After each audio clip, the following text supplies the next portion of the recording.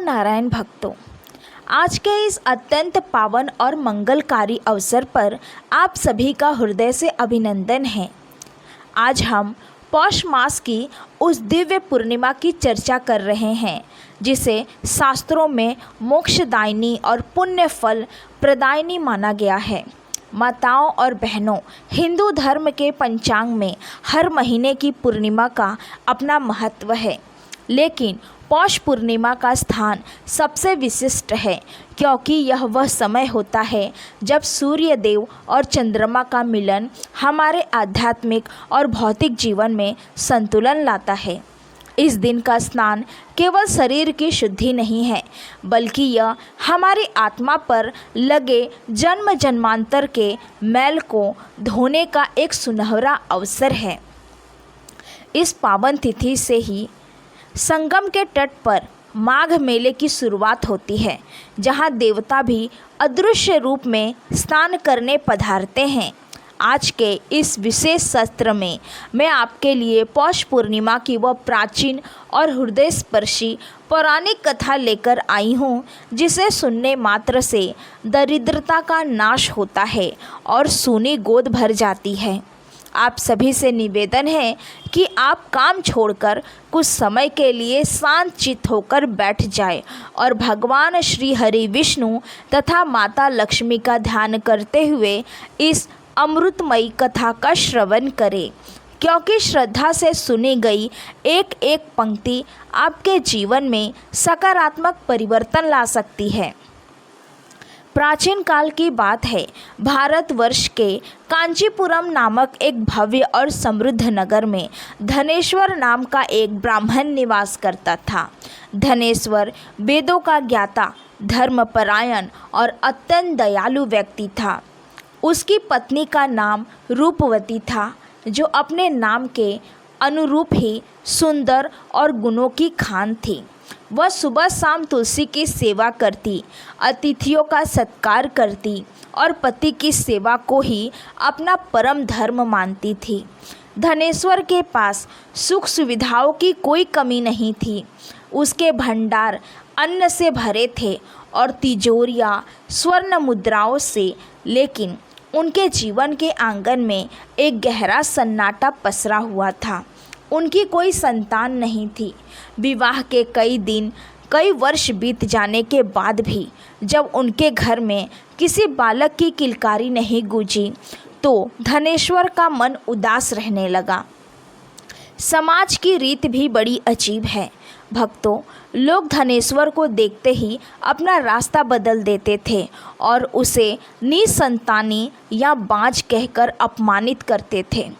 धनेश्वर इन तानों को चुपचाप पी जाता था, लेकिन उसका हृदय भीतर ही भीतर छलनी होता रहता था।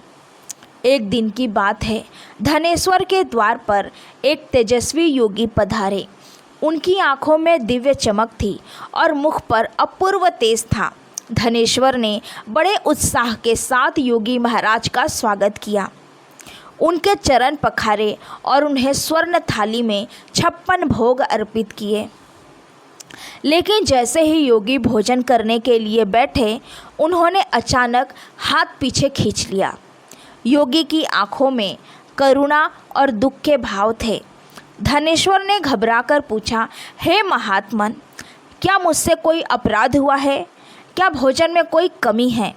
आप इसे ग्रहण क्यों नहीं कर रहे?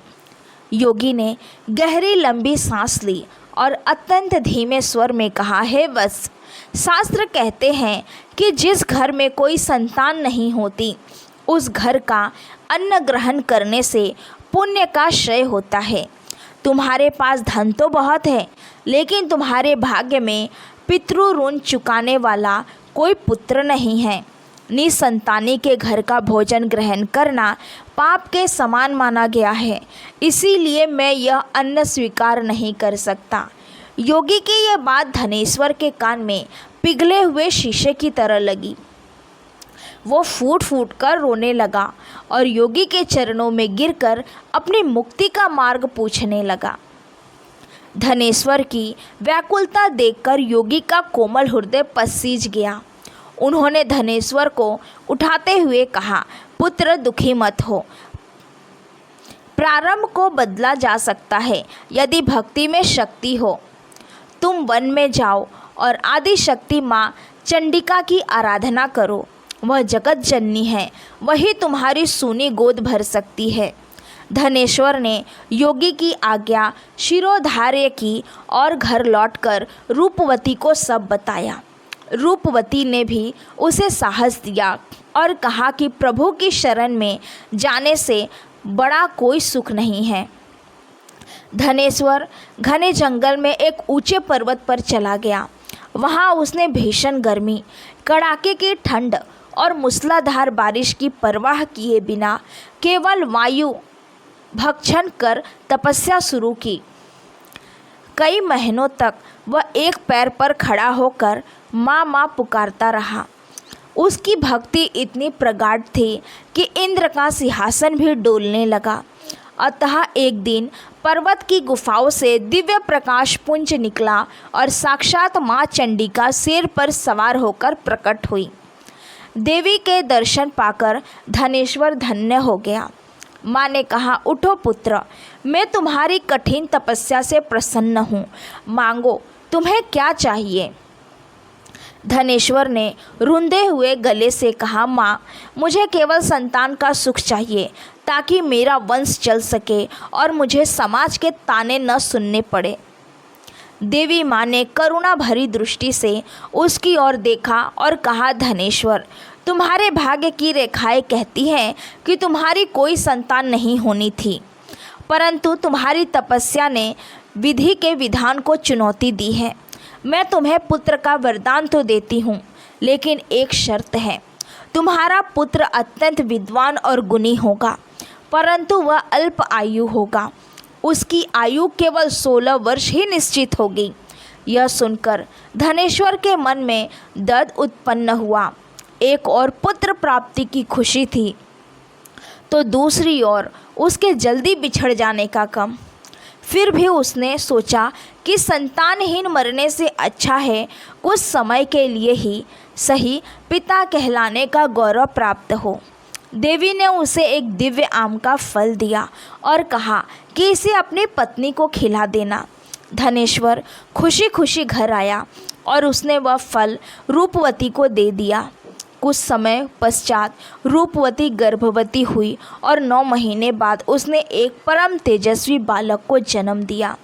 पूरे नगर में उत्सव मनाया गया, ब्राह्मण को दान दिया गया और उस बालक का नाम देवी दास रखा गया। देवी दास जैसे जैसे बड़ा होने लगा, वह अपनी बुद्धि और स्वभाव से सबका मन मोह लेता था।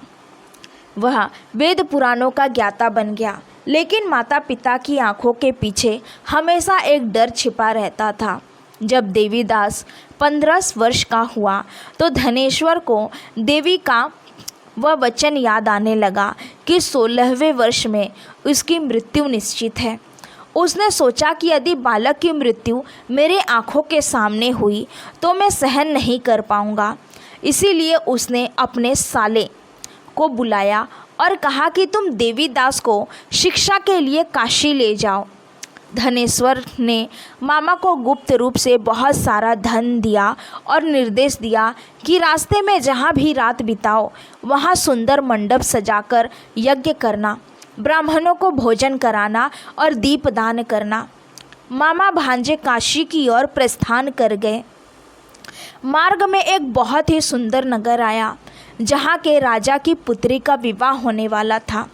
जिस राजकुमार से उसका विवाह तय हुआ था वह शारीरिक रूप से अक्षम और काना था। राजकुमार के पिता को डर था कि यदि राजकुमारी ने दूल्हे को देख लिया तो वह विवाह से मना कर देगी। संयोगवश देवीदास और उसका मामा उसी नगर के उपवन में ठहरे हुए थे। जब राजा के मंत्रियों ने देवीदास को देखा तो वे उसकी सुंदरता और तेज पर मुग्ध हो गए। राजकुमार के पिता ने देवीदास के मामा को लालच दिया कि वह केवल विवाह की रस्मों के लिए देवीदास को दूल्हा बना दे और विवाह के बाद वह उसे धन देकर विदा कर देगा। मामा लोभ में आ गया और उसने देवीदास को तैयार कर दिया। देवीदास का विवाह उस राजकुमारी के साथ बड़ी धूमधाम से संपन्न हुआ। लेकिन देवीदास धर्म का पालन करने वाला बालक था। उसने सोचा कि यह छल है। उसने राजकुमारी के दुपट्टे के कोने पर अपने रक्त से और केसर से यह लिख दिया कि हे राजकुमारी, तुम्हारा विवाह तो मेरे साथ हुआ है, लेकिन विदाई के समय जो तुम्हारे साथ जाएगा वह असली राजकुमार कान्हा है। मैं काशी पढ़ने जा रहा हूँ। जब राजकुमारी ने यह पढ़ा तो उसने असली राजकुमार के साथ जाने से इनकार कर दिया और कहा कि मेरा विवाह तो उस ब्राह्मण बालक के से हुआ है, वही मेरा पति है। इधर देवीदास काशी पहुंच गया और भगवान विश्वनाथ की भक्ति में लीन हो गया। समय का चक्र अपनी गति से चलता रहा और वो दिन आ पहुंचा जब देवीदास को 16 वर्ष पूरे होने थे। वह दिन संयोग से पौष मास की पूर्णिमा का ही था। देवीदास एक शिवालय में बैठकर महामृत्युंजय मंत्र का जाप कर रहा था। उधर कांचीपुरम में उसके माता रूपवती ने पौष पूर्णिमा का निर्जला व्रत रखा था और माता लक्ष्मी तथा भगवान विष्णु से अपने पुत्र के प्राणों की भीख मांग रही थी। काल के दूत यमराज के आदेश पर देवीदास के प्राण लेने आए, लेकिन जैसे ही उन्होंने मंदिर में प्रवेश किया, वहां भगवान शिव का तेज इतना प्रचंड था कि वे पास न जा सके। माता पार्वती ने जब उस बालक की माता की करुण पुकार सुनी तो उन्होंने महादेव से कहा, हे स्वामी, इस बालक की माता ने पौष पूर्णिमा का पवित्र व्रत किया है और अपनी संतान की आयु मांगी है। क्या आप एक भक्त की पुकार अनसुनी कर देंगे? भगवान शिव तो आशुतोष है। वे तुरंत प्रसन्न हो गए। उन्होंने यमराज को आदेश दिया कि इस बालक की आयु बढ़ा दी जाए। काल को पीछे हटना पड़ा और देवीदास को नया जीवन मिला। देवीदास अपनी शिक्षा पूरी कर वापस लौटने लगा। रास्ते में वह उसी नगर में रुका जहाँ उसका विवाह हुआ था। राजकुमारी उसे पहचान गई और राजा ने बड़े आदर के साथ अपनी पुत्री को देवीदास के साथ विदा किया। जब देवीदास अपनी पत्नी और अपार धन संपत्ति के साथ कांचीपुरम पहुंचा तो धनेश्वर और रूपवती की आंखों से खुशी के आंसू बहने लगे। उन्हें विश्वास हो गया कि यह सब पौष पूर्णिमा के व्रत और माता चंडिका की कृपा का फल है। उन्होंने पूरे नगर में ढिंढोरा पिटवा दिया कि पौष पूर्णिमा का व्रत सौभाग्य को अखंड रखने वाला और अकाल मृत्यु को टालने वाला है। तब से लेकर आज तक यह परंपरा चली आ रही है कि जो भी भक्त इस दिन सच्चे मन से व्रत और दान करता है उसे मोक्ष की प्राप्ति होती है। भक्तों, अब इस व्रत की महिमा और विधि को भी विस्तार से समझ लें ताकि आपसे कोई त्रुटि न हो। पौष पूर्णिमा के दिन सूर्योदय से पहले उठना अनिवार्य है। यदि संभव हो तो किसी पवित्र नदी जैसे गंगा, यमुना या नर्मदा में स्नान करें। यदि यह संभव न हो तो घर पर ही नहाने के पानी में थोड़ा गंगा जल और काले तिल डालकर स्नान करें। स्नान के पश्चात स्वच्छ वस्त्र धारण करें, मंदिर की सफाई करें और लकड़ी की चौकी पर भगवान विष्णु और माता लक्ष्मी की प्रतिमा स्थापित करें। भगवान को पीले फल, पीले फूल, पंचामृत और तुलसी दल चढ़ाएं। ध्यान रहे, भगवान विष्णु की पूजा बिना तुलसी के अधूरी मानी जाती है। उसके बाद घी का दीपक जलाकर इस कथा का पाठ करें या श्रवण करें। इस दिन का महत्व अतुलनीय है। शाम के समय जब चंद्रमा उदय हो तो उन्हें अर्घ अवश्य दे। चंद्रमा को जल देते समय उसमें थोड़ा दूध, चीनी और सफ़ेद फूल डालें। इससे आपके कुंडली के चंद्र दोष दूर होते हैं और मन शांत रहता है। जो माताएं अपने पुत्र पुत्रियों की उन्नति चाहती हैं वे इस दिन शाम को आंगन में दीपदान करें। पौष पूर्णिमा का यह व्रत आपके जीवन से अंधकार को मिटाकर प्रकाश की ओर ले जाता है। अगर ये वीडियो आपको पसंद आया तो वीडियो को लाइक और शेयर ज़रूर कर दीजिए और साथ ही साथ चैनल सब्सक्राइब कर दीजिए ऐसी ही कथाएं देखने के लिए। मिलते हैं अगली वीडियो में, तब तक आप सब अपना ध्यान रखिए।